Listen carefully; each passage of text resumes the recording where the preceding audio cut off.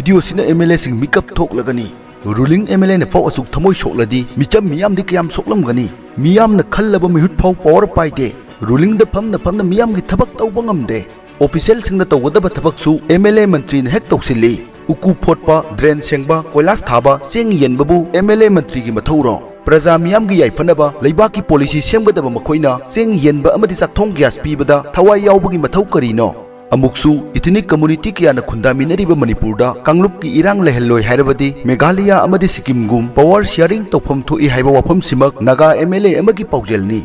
अमरोमदा मणिपुर की येलहौ फुरुप ओइरिबा नागासिंगी मरक्ता तोमथिन nganjarакpa रामुइभा ngасidi स्कूल कॉलेज काबगुम CM अमदि मंत्री खनबा चतपना मरु ओइबा थबक ओइरि अइना खेमचंदा पसंदादा डॉक्टर रंजनदा गोविंदासदा CM दा रिक्वेस्ट तौबिसि पृथ्वीदा सुमुगदे लेरोय खाली अदो रिजल्ट अमदसु लागतबा अइ कॉन्स्टिट्यूएंसी केंद्र की pen and anguish to assembly देशु हाइगरे कनानसु थौसा Pidi Vashu ngangganu nangdi treasury pension leibnina maiteshina mature community ni nako mokhoi da khitang magnanimity wakhan chawdu daga lei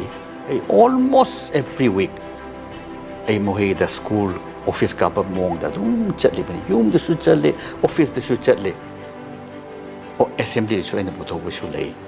huchi phawdi kana na su tawbi dri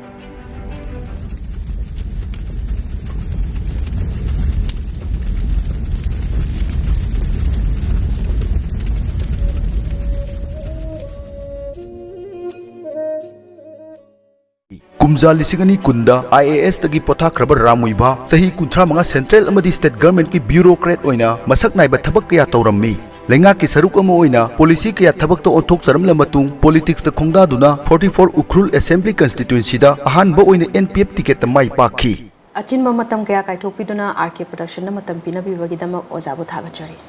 ai RK production बुसु याहन बदा ai complement तौजरी ओजा 35 years ओजा जे bureaucrat Amo ओइना लेबिरकपने हौजिकना मियाम की elected representative अमो ओइना Manipur legislative assembly की member अमो ओइना जु फंबिरी लैरिबा मौजिदा ओजा मियाम की मियेंगदा MLA अमो हायरा कांदा नत्रगा मिनिस्टर अमो हायरा कांदा लंबी थोंग सेमबा अमदि चेंग येनबा मसी खक्तदा उबगी ममी अमा तारी मखोइना जु चेंग येनबजे अदुगा ngसागी लंबी थोंग साबजे मसी खक्ता मखोगी मथौ अमगुम उटपगी मवोंग अमा तवे असेंगबा तबक्तदि ओजाने न खंबिरी चही मंगा खक्ता नतना अदुगी मखा ताबदजु तुंगी मिरोल कयादजु कानबा याबा मवोंगदा अवोनबा अमदा पॉलिसी प्रोग्राम कया अमा सेम्बिगदबा MLA सिंगी थौरम थौदा मसाना खंगदबगिरा नत्रगा मियामदा खंगखंगना उच्चाइबगिरा ममी अमा खोना उजबजे सिगी मतांगदा एज अ ब्यूरोक्रेट अमा ओइनाजु एज अ सिटिंग MLA अमा ओइनाजु ओजागी एक्सपीरियंस अमदी कदाइदा करी अहोबो लेबनो हाइबदमदा थंबियो सिदा आइना खंगबदा अखोइगी स्टेट सिदा अदो इंडिया की छका अयामबदा को लेजिस्लेटर अमा ओइना तौदब थबक जि तौदरे IAS ऑफिसर अम तौगदो मोइना तौदुन लेरे अदोना अखोइगी सि पूरा उल्टा दि चतपा अमा ले लेजिस्लेटर अमा की थबक ति होजि नंग हाइबा चेन येनबा अदुगा थोंग मचा सा अदुगी तो नत्तबनी अदुदी इंजीनियर अमगी IAS ऑफिसर अमगी थबक नेबा लेजिस्लेटर अमदी माइटी माइक्रो मैनेजमेंट तौरोइदबनी लेजिस्लेटर पार्लियामेंटरियन अमगी थबक ती टू फॉर्मुलेट पॉलिसी लॉ सेम्बा to provide leadership to provide vision सी लेजिस्लेटर अमगी थबकनी क्राउन दा actual implementation de shidi IAS officer ama engineer tawda thabak neba shi ona tenaba yam lere ani shubada hujik nang haibado aina IAS officer ama oina public life changla pa haibe she aina ti shi ishor ki thauchani han loi ai public life da shumai changni han khalam de IAS officer ama oina ai nungai na thabak tawrambani pension lawraga nungai na leibusu yabani अदुबो ए मणिपुर की मोंग मतौ यंगबदा एगी केंद्र एगी district यंगबदा अवटपा याम उई अदुना 35 years tabak tawbo ye khitang ai network leiba friendship leiba ai experience leiba ai khara tawbo ngamba do ai contribute tawge haina changlak pani natrabadi I don't want to have regret in life the regret as ai atu toromadi phagani da haibdo ai tawning tabani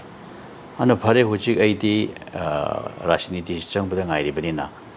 hujik phaude ai di chance di khaya lagtri but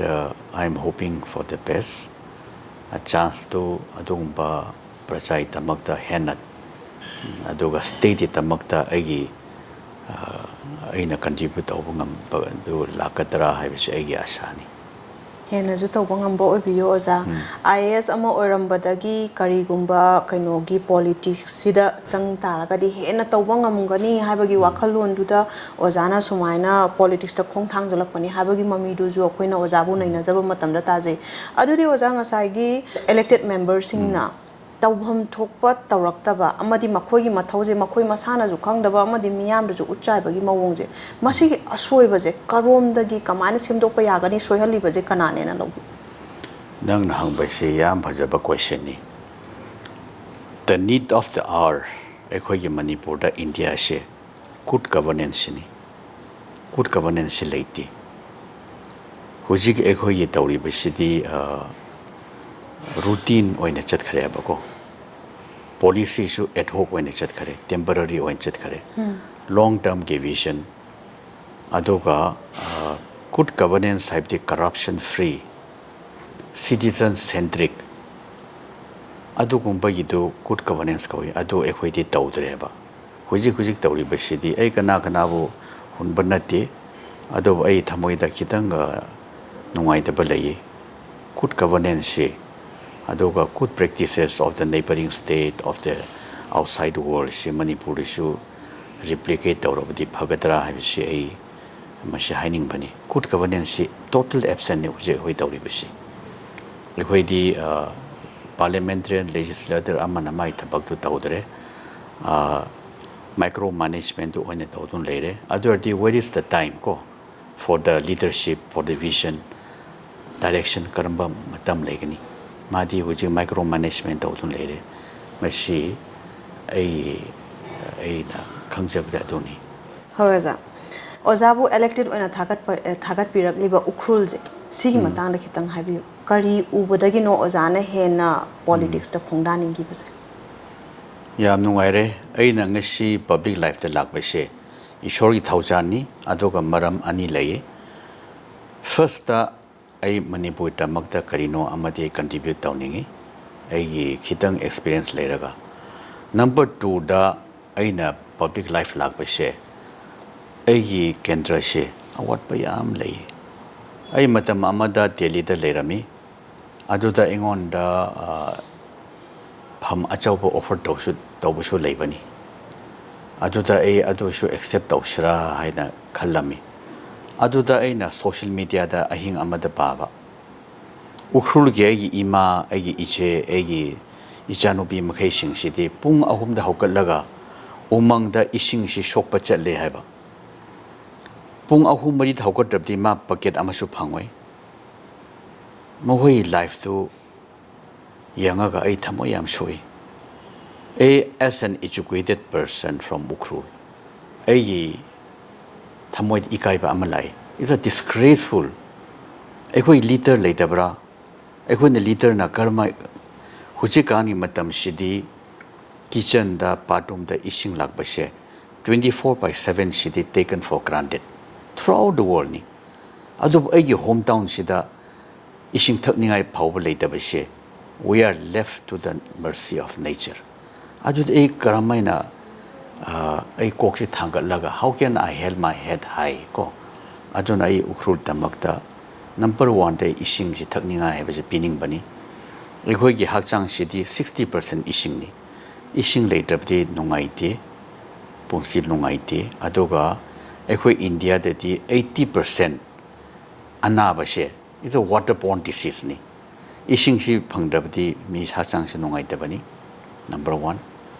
number 2 da Ukhrul district headquarter da lekai si 56 lay yankhai taruk sida lekai ama phawba blacktop tawdabani ai district headquarter ade chat khare senapati chandel tamenglong kampokpi loi namak lekai khuting se blacktop tawi ukhruli singularly lekai ama disu blacktop tawdaba ai thamoi de khali kari geno hanai MLA singse sumaina thambire basibo haibani ukhrul sidi manipur ge second oldest town ni third biggest town ni manipur ge second chief minister yam so shaizai constituency ni karamaina sumaina slum like condition de lekhibra haibasi ukhrul gi at least khunggang de ngamdar basu district headquarter sidi ai hui tangkhul gi di ukhrul si mirror company haiba adona ai sarokti shembini haibasi ai second ai motivation haigadara inspiration ni matamamada aina north eastern council secretary oina Nagaland de chatli aduda au naga gentleman mana engonda hai ramuiwa ekhoi wakhan dadi ukhrul si yam chokhalle haina khallami kari gino hairga manipur da hill da ching da ihan hanba education si ukhrul da haukhibani 19th century da ate di 1910 kumbada haubani ate jaga de diko 1920 kumbada aduga chief minister su ani produce tore nakhoi town si de slum malen ma hayaba kari torobono haina I have no answer I feel ashamed mana shuman haibadu da ko aduna as an educated person from Ukhrul ai shahar do ai town do shembitra de kanana shemgani ai laga shemge habashi ai inspiration laga ai public life si changkhibani ate award basu yam lai ojigi hospital healthcare nungai daba ekhoi Ukhrul da education school mayam da maths and science teacher lai daba Ukhrul da yango hojig school khuding da maths science teacher laiti ador di tangkhul di IPS IS thok tare kari tawre hange karamai thokani school phajaba amat shu leiti Ukhrul khunggang 250 lei 250 khunggang lei basida school khara phajaba se I can count in my finger number 1 Sacred Heart boarding school aina tam number 2 Catholic school ni number 2 da Ukhrul Savior school number 3 da Patkai Christian Academy the first ISCE affiliated school of Manipur number 4 da Little Angel number 5 da Alice Christian High School. School manga dani. Imagine for 250 villages. School phajaba manga do karamain IS IPS thokani. MCS MPS karamain thokani. Aduga school si science ocha leita bani ne. Maths ocha leiti. Matam amada ai TC Ukhrul oirami 1990 to 93. Adu matam da Ukhrul district da high school tara kuntaret lerami. Kuntare to the science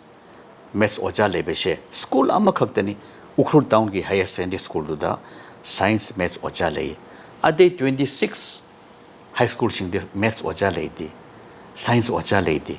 athor de kramaina ekhoi tangkhul macha sing se lairi khaigani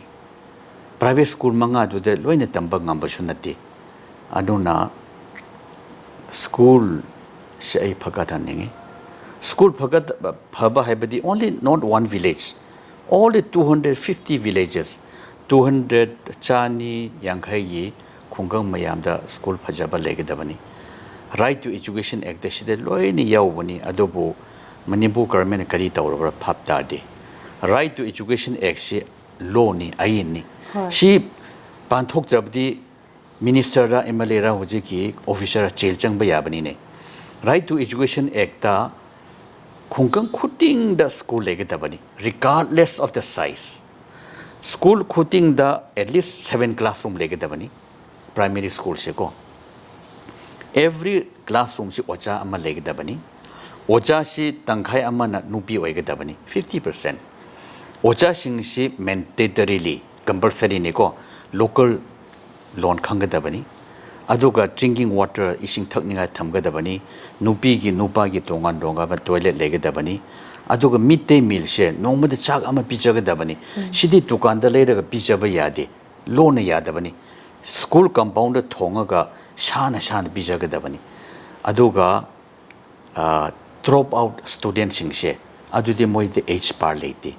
admission matam leite anytime moide jangba yai chahi tara manga tara tre ti wa leite drop out loin taman ba yai aduga disabled physically challenged students sing sidi every year government 3000 rupees bi ga dabani 3000 cash the pi drabisu poche oina lari oina school pay on pi ba yai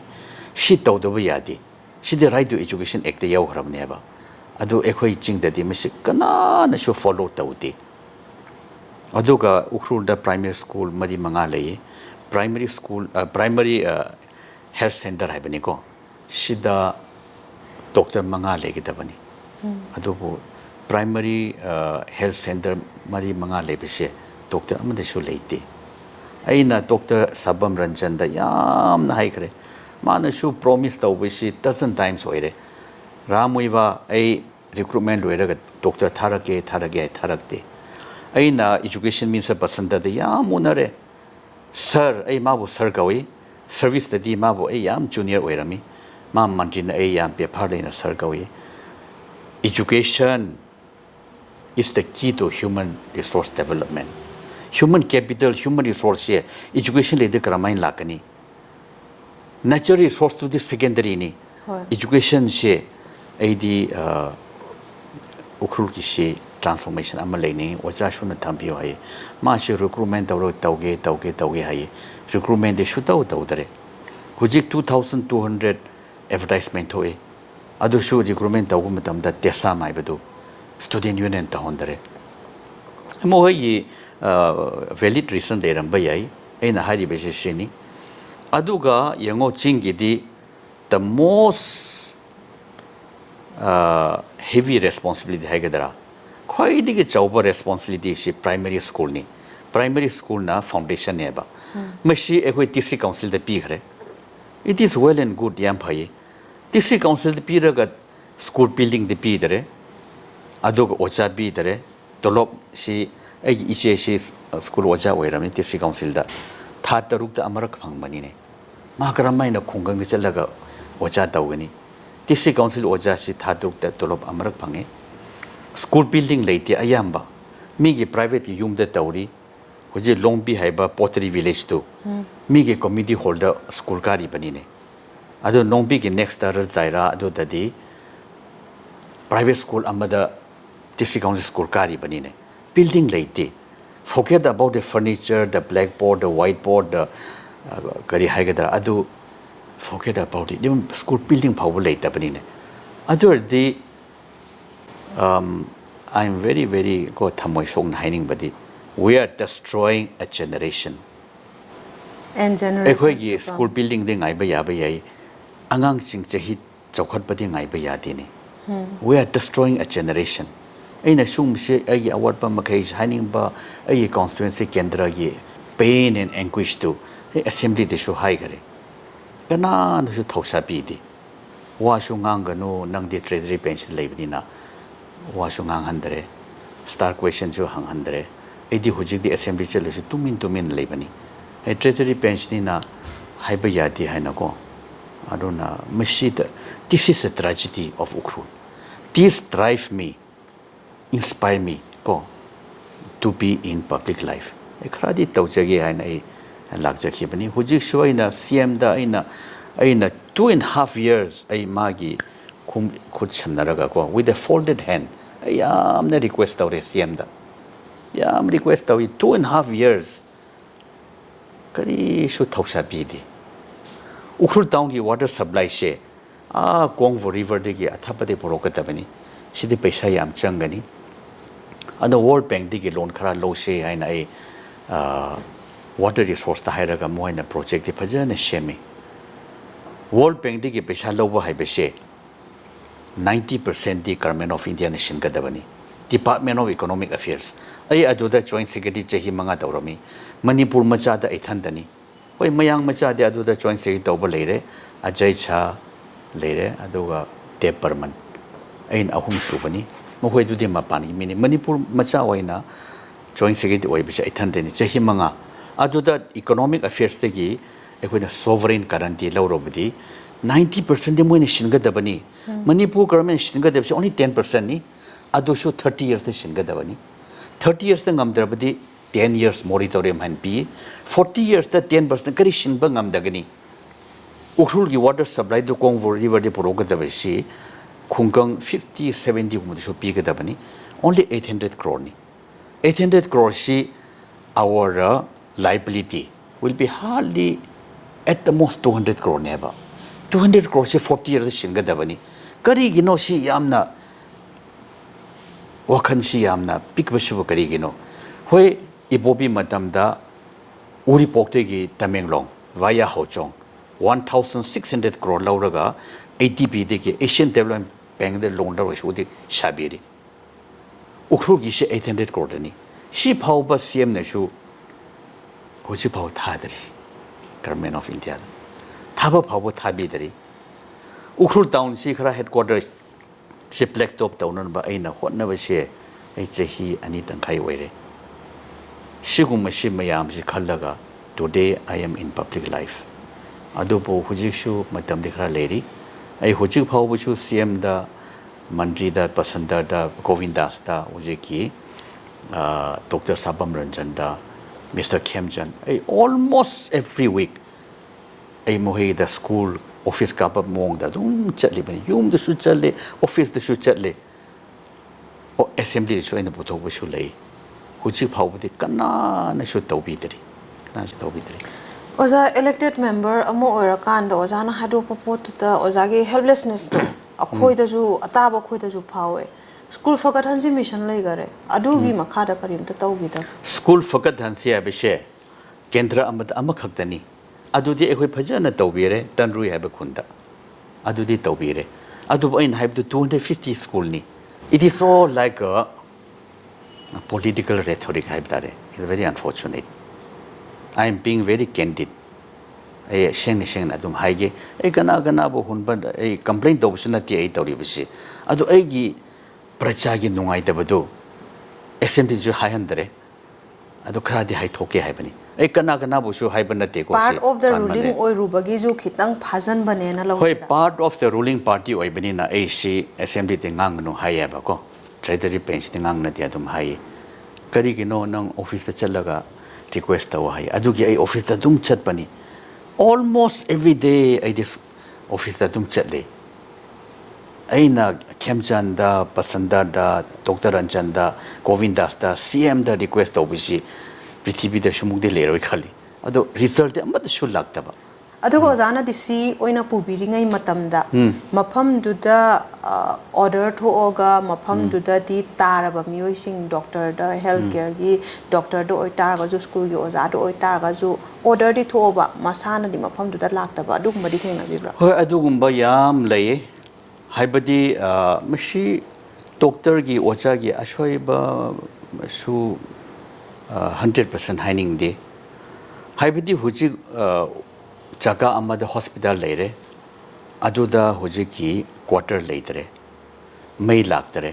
ising lagtre adu doctor ama shidi chahi mari manga taruk pesa yam changna lai tamlak pani ma shukra practice bhajan tawning eba equipment shu leite instrument shu leite light shu lagte ising shu lagte quarter shu leite pulse shu lagte sarok shu nungaite moi condition do khallaga e shu yamna moida lale have jo haining de school oja sha adu mangai aduna thaina mama ngai dadi doctor ama head appointment tawbada moi pon ama soi tawdabani adudi 3 years chingda tabak tawnar baina ko adudi hojik practice tawdo malene aina khanbadadi masi bon se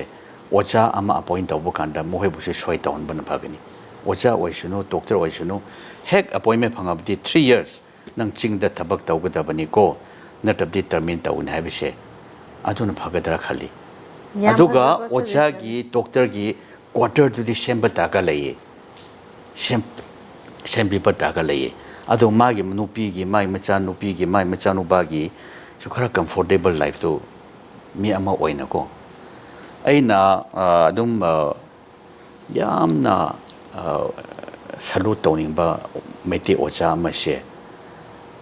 Minister Kemjan Ibani se Burma Boundary da chatle Jammu haiba khundu da cha thae ba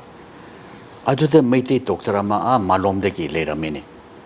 मादी चाही मंगासी इम्फाल सुथो थोलकते माई नुपीसु अदुदा थबक तवी माई नुपी the nurse वै माले माना doctor वैबा अदुम चमुदा सेवा तौरग लैये चाही मंगासी अदुगा अयुक्ता मी मयाम बि अना यक्तु यंगे नुंथिंदा अमुगा volunteer तौरगा high school दा मा ओजा वैबनी ने मागे नुपीसे अैना अदुम निंगसिन बदम मालोम देगनी हाई ऐ अदुम खल्लगा मबानी सिदी अचौबा रिकॉग्निशन अमा ताका लेगनी खाली अदुगुंबा यामना गो sacrifice तब मी लेबदे लेबनी थाइना ममांगाइदा उखरुल टिसी वरिंगाइदा एगी इपाई हागदरा कबुई ओचा मा लेरमे मेरा चाव हाइना को मासु इम्फासु थोलकदे मासी हुजिकी एखोय करम श्याम की केंद्र लांगथबाल लेगनी कबुईनी मासु सुथो थोलकदे आदा चही कुंथ्रा से अदुम मा डॉक्टर ओइदुन लई sometime from morning to midnight hu yawni ne adum maina exceptional media lay tabadi nati lay adugumba wari kaya do khoina ju angam level da mayam da khangana ba tahana ba khungul liru kana sungsoi soi da na hona jage oja yam nungai jare oja na experience mayam sumana share to bi baje oja manipur ki akhoi gi hojik lairi ba mawong ji da idea of Manipur je yokhatlaga thamai je akhogi yelhomi singjina punjanara kanda khenaba kaya gi markta diversity kaya gi markta idea of Manipur gi essence na punjanara kanda akhogi history je li sang sina lakpane dana masida yelho furup ama gi tomthin nga liba ozana oza gi chindagi akhoina hojiki summarized version ama akhogi history and idea of Manipur je si amta thambi yam phajaba question ni Prithvi दको Manipur कुंबसी mix population हाइबसी yam लेबनी mix population हाइरबदी एखोइना कौथोक्तबा यादबा अमा लैये tolerance को अमगा थाकना बाइबसे लेगदबनी अदुगा power sharing से सिसु फजन येनगदबनी अदुना एखोइ मणिपुर हाइबसे अदु हंतकसिदि खरा वाटपरा खाली थाइना दि अदु तौरमदि यंगो मणिपुर की second chief minister सी उखरुल देगिनी अदग ओजार सांगनसु याम कुइना चही तरा हेना सीएम ओइरमी अदुमक्तु आइडिया ऑफ मणिपुर हाइबदोनी एखोगी नाइबर दा मेघालय सी जाति अहुमनी खासी कारो चेंटिया नेबको अदु मोहैदि जाति अहुमने अदु खन्ना चेनेबा सुलै लैति करिगिनो हाइर ऐना दुम भाप ताब ए शिलोंग दे कुइने लेरमी लाइरिक सु अदु तमलमी 6 years अदु एनएक्सी सेक्रेटरी ओइन आई चही मरी सु लेरमी मोहै से from 1972 स्टेहुड फंगबदे ngasi फावबसी सीएम निपान लेरे निपान दुदा मरीना खासीनी मरीना कारोनी अदु मन फजन मोइदि पावर शेयरिंग से लैयबको अदुगा सिक्किम सिसु जाति अहुमनी नेपाली लेप्चा फुटियानी नेपाली ना पॉपुलेशन यामबनी ना सीएम दी नेपाली अतुम ओइरे अदुबो राज्य सभा मेंबर से always इधर लेप्चा और फुटिया से अतुम तौबनी एदी अदुम द मणिपुर दसु ए इंट्रोड्यूस तौपिनिंगे अदुगा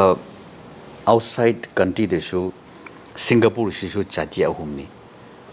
चाइनीज ने यामबनी ना अदुम प्राइम मिनिस्टर चाइनीज ओइरे अदुगा प्रेसिडेंट दी always इधर मले और तमिलियन ओइबनी हाना मले नुपी अमन ओइरमे प्रेसिडेंट हुजिक अनोबो सि तमिलियन ना थानाइन मान ओइरे अदुमाय पावर शेयरिंग सि फजन तौगदबनी यंगो यूरोप दसु मिक्स पॉपुलेशन लेतबनती हुजिक स्विट्जरलैंड से पॉपुलेशन सि मोय सि एथनिक ग्रुप मरीनी फ्रेंच डच इटालियन जर्मनी नेबा अदुदे इरान सि सुथोक थोकतेबको अदु इरान थोकपा लेपाकसु लई अदुदी गुड प्रैक्टिसेस हाइबतरे हुजिक आइन हाइबसिंगदु अदुगा प्रैक्टिस फजदब लमसु लई बेल्जियम सिसु इथनिक ग्रुप अहुमनी फ्लेमिश बेल्जियन को अदुगा डच एंड लईबा अदु मोइसु अदुम हराउन लई अदु टॉलरेंस नंबर 1 नि अदुगा power sharing equal power sharing से सियाम ताकानी खाली आइदी अजोडी मणिपुर सिसु करी एखुजु Switzerland Singapore Meghalaya Sikkim wan nungai leiba yai kari leiba ya ta Atu di ozana hojik habiri equal power sharing balance to ma maintain tawdre yango ai Manipur si hoi ekoi CM si mapan oire since 1972 ko first CM di pangan Muhammad Ali Mutin oirami adu mathangda yam so saiza aduga Torendra adu risang leire out of 9 da pangan amma leire ekoi Naga ani leire tarukti tambak ta gineba aduna ekoi Meghalaya system oirabdi ekoi ching Naga simgusu CM BBU haibesini Meghalaya system do natraga ekoi na Sikkim mi model do tawo yai CMC ekoi parent sab na tawrobani na ma tawja sunu adudi BJP president de ekoi Naga de pi pham thoini Sharda Devi na BJP president oire parent na CM oire sidi power sharing athadu lakte bako aduga Sikkim da tawbo kumna Rajya Sabha member shu maite oire CM shu maite oire sidi chumda bara khali ai gaju ai Maharashtra sana chobada ai mabu karishu criticize tobanati mabudi miyamna thagat banina ko ma shegi murupni I have lots of respect for him aduga aina hining badi in principle ge wani in principle da Rajya Sabha membership Naga de bigadabani BJP president Naga de bigadabani aduga CMD pirena adum tawrubisugo adurdi power sharing do lakaneba haibadi you are as indigenous as I am as indigenous as Maiteni ekoi shu sida leibasi chahi tising ani surabani haba ekoi puna lagmina bani parmadegi we are not like other immigrant ekoi di Manipur macha ne ba 2000 years aduna power sharing se Meghalaya model tawshara nara Sikkim model tawshara haibasi ei da haning bani power balance amadi maintain power tawba balance maintain tawgadabani tha tara manga makhai changjalakliba irangje masida center da ju state da ju BJP led government jina changjaliba amadi paikhatliba thoram thoda sing jita oza apian ba phaubi bra wahang ji gi pau khumje ani thona khumbiyo oza aham bada elected member ama oina BJP gi part oiriba ama oina dumaina khumbiyo amana micham ama oina dumaina answer ani thona bibi hoi ahan bada aishu ruling party da yaubani na ko to we are junior partner NPF shi BJP ga align tawbani a coalition ni aduna I am also morally responsible Manipur Iran thokpa nungai da thokpa magai shi aishu as part of the ruling party ko government aishu morally responsible oin khali shi yam nungai de ani shobada ekhoi ki role shi yam limited oire habdi ekhoi ye high command culture chatbase Congress oishunu BJP oishunu NDA oishunu India bloc oishunu high command chatleba Manipur thokpa makhai sing si central ki knowledge lo yauri bani aidi mantri na tabani na cabinet yauro bani na I am not the privy ko adubo aina adum phap ta bada thokdiba makhai sing si central government high command ni knowledge later thoki bara ai de adum khali ai ekoi CM de su adu mawoji loina tai de pining de haibadi shi high command ki culture da later badina hoji ge law and order ama oishunu hoji thokpa makhai sing se central government knowledge yauro tawbani central government should equally responsible morally responsible aduga issue as a ruling party yaubon morally responsible shidi thuna makha peace di yam tarka wal leire adubo peace lakpa haibese ekhoi community marakta trust si establish tawkhigedabani trust later de karamaina peace lakani aduga crime commit tawbo makhai singdudi phagadabani kuki oishunu maite oishunu ko they should be punished in future the ate successful good practices to ekoi should replicate tawna phagani Sri Lanka kumbai method with tawdam bhai adun ekoi Manipur de shu ekoi shi hana shu leminare 2000 years kujik shu our maybe our destiny our fate is same go maite shina mature community ni na go mokhoi da khitang magnanimity wakhan chawdu ta ka lei aduga ekhoi gi Chingi awat padushu yang bi batare. Meghalaya ki good practices, Sikkim ki good practices, Singapore ki good practices too. Eko Manipur show di introduce tawning. Adudi ozana habi rije center amadi state government na local liba thoram thoda singje oza apen ba phaupi de habane ba. Micham amagi miyeng dagi ju aduga akogi elected member amagi miyeng dagi ju. Mani mani. Oza lan mayama Manipur da thokare Naga cookie thokare, cookie paite thokare, mar paite thokare, chumaina mayam thokare ado matam amagi matunda loishana da badi yaroi. Pibam karada pien da baka yama thamoi da phumnara kanda adugo jana habiri bada maite as a majority community Manipur gi oinadi haiba wafam amaju thambiri kitang pukchal chaw thoka dawnena adudi ozagi wakhalon da way forward se kari leigani kamaina tawbo yai Aina ideally aina having solution amadi porokpa yai hujik khanna generation cookie ga maiteni ekoi naga di neutral in natra ajode ekoi naga singshina we should play honest peace broker oh honest peace broker we ga bani ekoi da chance pi rabadi ekoi na hujigi mediator oina tawshi yam taka leire ekoi bo sisinaro ekoi MLA tara lei naga leader ate shu yam lei leire de shu haiba cookie ni should respect over maintain should respect over lei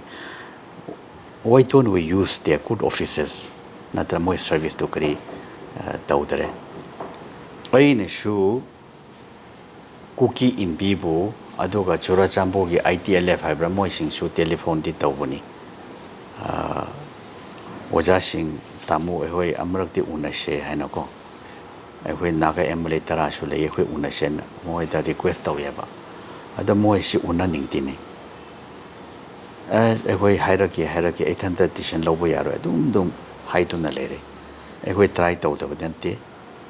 mutam amada ehoi chief minister na ehoi naga MLA manga bu reconciliation committee haina shu form tawbani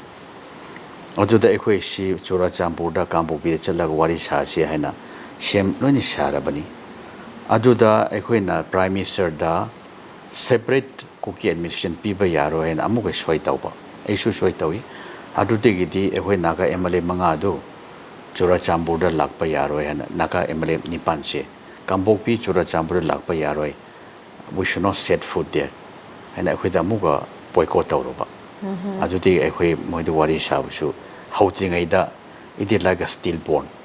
marak sida oza ngasagi cookie naga irang di thokrabani na naga na cookie ki afaba tawroi haibagi makhoida chingnaba ma leibajara hoi adudi it's a long story ni it's a colonial legacy ni cookie naga nungaina daba cookie hojik maite nungaina bese it is a collective failure ni she how bese 1840 da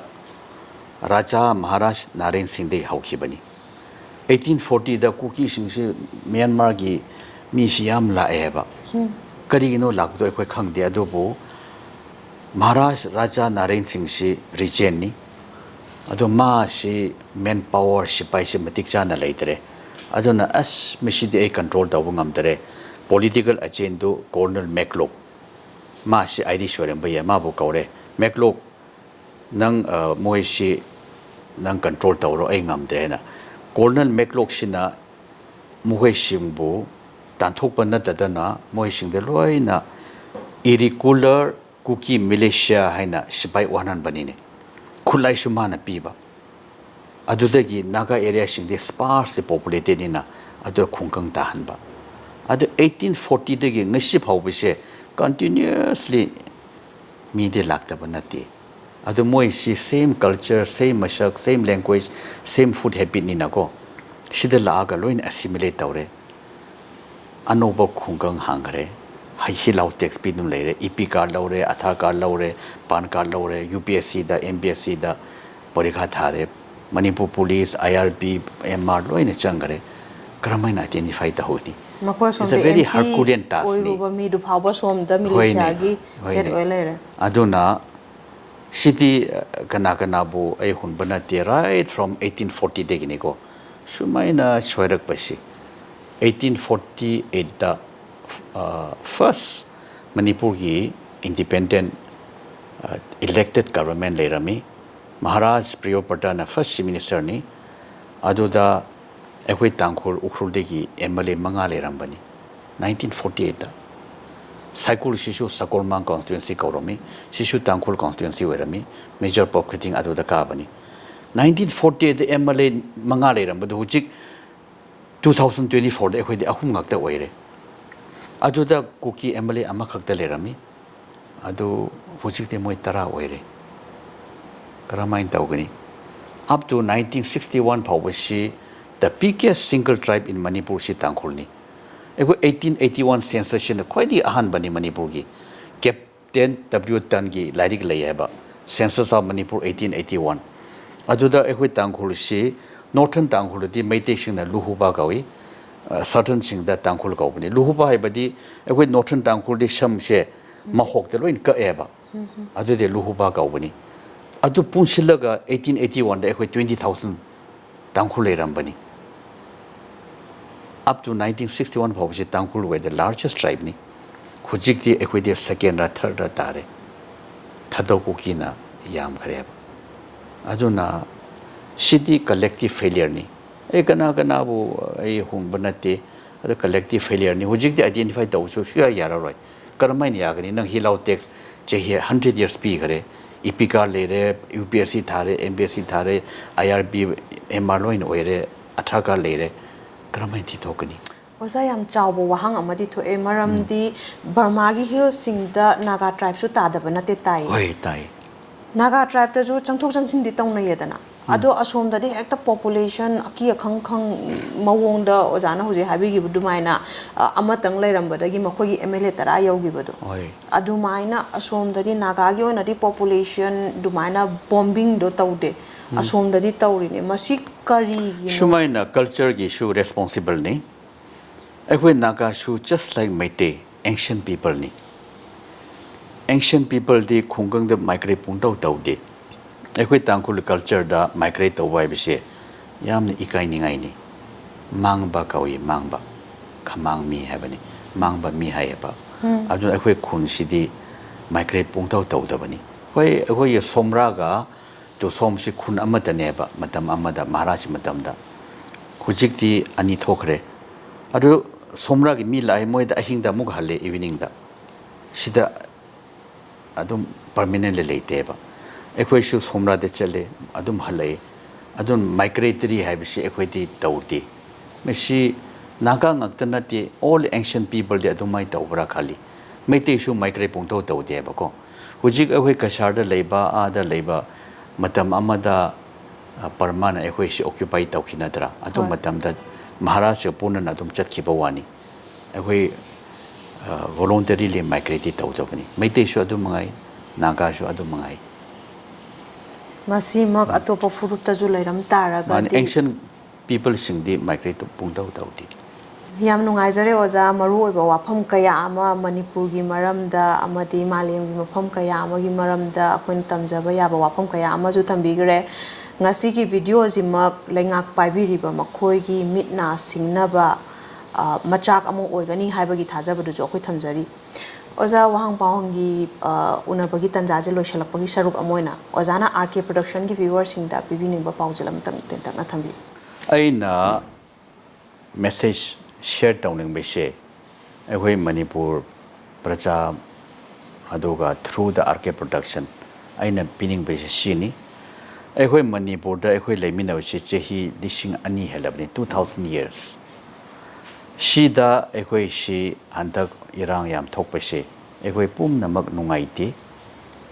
Mashi collective failure ni. She talked on about Hybra Badi, away she. Amaga ama tolerance takalay adoga ekwe shi ekwe marakta trust saibese ekwe maitiron kari haigadra trust tolerance mashidi yam takani shi legadabani. Number 2 da ekwe maiti community shina khara chaubani na mokhoi degi we expected ꯊꯃꯣꯏ ꯈꯔ ꯆꯥꯎꯕ ꯍꯥꯏꯕ ꯇꯥꯔꯦ large ꯍꯥꯔꯇꯦꯗꯅꯦꯁ ꯃꯦꯒꯅꯥꯅꯤꯃꯤꯇꯤꯗꯣ ꯑꯩꯈꯣꯏ ꯄꯥꯝꯃꯤ ꯑꯗꯨ ꯑꯣꯏꯔꯗꯤ ꯑꯩꯈꯣꯏꯁꯤ ꯏꯔꯥꯡ ꯊꯣꯛꯅꯤꯡꯉꯥꯏ ꯗꯔꯀꯥꯔ ꯂꯩꯇꯦ ꯂꯣꯏꯁꯤꯟꯕꯗ ꯑꯩꯅ ꯍꯥꯏꯅꯤꯡꯕꯗꯤ ꯑꯩꯈꯣꯏꯁꯨ ꯁꯤꯛꯀꯤꯝꯒꯤ ꯃꯦꯘꯥꯂꯌꯥꯒꯤ ꯃꯣꯗꯦꯜꯗꯨ ꯑꯗꯣꯞ ꯇꯧꯔꯕꯗꯤ ꯏꯀ꯭ꯋꯦꯜ ꯄꯥꯋꯔ ꯁꯦꯌꯔꯤꯡꯁꯤ ꯇꯧꯔꯕꯗꯤ ꯑꯩꯗꯤ ꯃꯅꯤꯄꯨꯔꯁꯤꯗꯤ ꯏꯔꯥꯡꯁꯤ ꯊꯣꯛꯄꯒꯤ ꯗꯔꯀꯥꯔ ꯂꯩꯇꯦ ꯁꯤꯛꯀꯤꯝꯅ ꯃꯦꯘꯥꯂꯌꯥꯅ ꯁꯤꯡꯒꯥꯄꯨꯔꯅ ꯕꯦꯜꯖꯤꯌꯝ ꯑꯗꯨꯒ ꯁ꯭ꯋꯤꯠꯖꯔꯂꯦꯟꯅ ꯃꯤꯛꯁ ꯄꯣꯄꯨꯂꯦꯁꯟ ꯑꯣꯏꯔꯕꯁꯨ ꯄꯤꯁꯐꯨꯜ ꯑꯣꯏꯅ ꯂꯩꯕ ꯒꯨꯗ ꯄ꯭ꯔꯦꯛꯇꯤꯁꯦꯁꯇꯨ ꯑꯩꯈꯣꯏꯁꯨ ꯑꯗꯣꯞ ꯇꯧꯁꯦ ꯍꯥꯏꯕꯅꯤ ꯃꯁꯤ ꯑꯩ ꯍꯥꯏꯖꯔꯒ ꯃꯇꯥꯡ ꯑꯁꯤꯗ ꯑꯩ ꯃꯌꯥꯝ ꯄꯤꯇꯥꯏ ꯂꯧꯖꯔꯒꯦ ꯂꯣꯏꯁꯤꯜꯂꯛꯄꯗ ꯀꯔꯝꯕ ꯀꯥꯟꯗ ꯃꯤꯌꯥꯝꯅ ꯁꯔꯀꯥꯔꯗ ꯇꯦꯛꯁ ꯄꯤꯗꯕ ꯌꯥꯎꯏ ꯃꯤꯌꯥꯝꯒꯤ ꯇꯦꯛꯁꯅ ꯆꯥꯎꯖꯔꯤꯕ ꯃꯨꯛꯆꯔꯤꯕ ꯃꯈꯣꯏꯒꯤ ꯑꯁꯥꯗ ꯄ꯭ꯔꯖꯥ ꯃꯤꯌꯥꯝ ꯀꯌꯥꯝ ꯈꯥꯡꯈꯣ ꯍꯥꯏꯕꯅꯣ ꯃꯌꯦꯛꯀꯤꯗꯤ ꯃꯈꯣꯏꯅ ꯈꯨꯔꯨ ꯈꯨꯗ ꯀꯨꯜꯂꯒ ꯃꯤꯌꯥꯝꯒꯤ ꯌꯥꯊꯪ ꯉꯥꯏꯒꯗꯕꯅꯤ ꯑꯐꯕ ꯂꯩꯉꯥꯛꯂꯣꯟ ꯑꯃ ꯂꯩꯔꯗꯤ ꯃꯤꯌꯥꯝꯁꯨ ꯂꯣꯏꯅ ꯒ꯭ꯌꯥꯟ ꯇꯥꯍꯟꯕ ꯌꯥꯏ ꯊꯕꯛ ꯈꯨꯗꯤꯡꯃꯛ ꯄꯥꯡꯊꯣꯛꯄ ꯉꯝꯖꯅꯕ ꯃꯦꯁꯤꯅꯔꯤꯁ ꯑꯃꯗꯤ ꯄꯩꯁꯥ ꯁꯔꯀꯥꯔꯗ ꯀꯔꯤ ꯋꯥꯠꯂꯤ ꯆꯥꯎꯊꯣꯛꯅ ꯍꯥꯏꯒꯦ ꯍꯨꯔꯥꯟꯗꯕ ꯗꯤꯄꯥꯔꯠꯃꯦꯟꯕꯨ ꯀꯗꯥꯏ ꯂꯩꯒꯦ ꯄꯨꯝꯅꯃꯛꯁꯤꯕꯨ ꯌꯥꯍꯜꯂꯤꯕꯁꯤꯅ ꯃꯃꯤꯡ ꯌꯥꯝ ꯐꯖꯕ ꯗꯦꯃꯣꯀ꯭ꯔꯦꯁꯤ ꯑꯁꯤꯅꯅꯤ ꯑꯩꯈꯣꯏꯅ ꯑꯐꯕ ꯃꯤꯍꯨꯠ ꯈꯜꯂꯁꯨ ꯆꯠꯅꯔꯤꯕ ꯂꯩꯉꯥꯛꯂꯣꯟꯁꯤꯗ ꯑꯐꯕ ꯑꯍꯣꯡꯕ ꯄꯣꯔꯛꯄ ꯉꯝꯂꯣꯏ ꯄꯨꯝꯅꯃꯛꯁꯤꯅ ꯑꯩꯈꯣꯏ ꯍꯧꯖꯤꯛ ꯇꯨꯡꯒꯤꯗꯃꯛ ꯀꯔꯤ ꯇꯧꯕ ꯇꯥꯏ ꯂꯣꯏꯁꯤꯜꯂꯛꯄꯗ ꯚꯤꯗꯤꯑꯣꯁꯤꯕꯨ ꯃꯤꯠꯌꯦꯡ ꯇꯥꯕꯤꯔꯤꯕ ꯈꯨꯗꯤꯡꯃꯛꯅ ꯏꯁꯥ ꯏꯁꯥꯒꯤ ꯋꯥꯈꯜꯂꯣꯟ ꯀꯃꯦꯟ ꯕꯣꯛꯁꯇ ꯊꯝꯕꯤꯔꯝꯃꯨ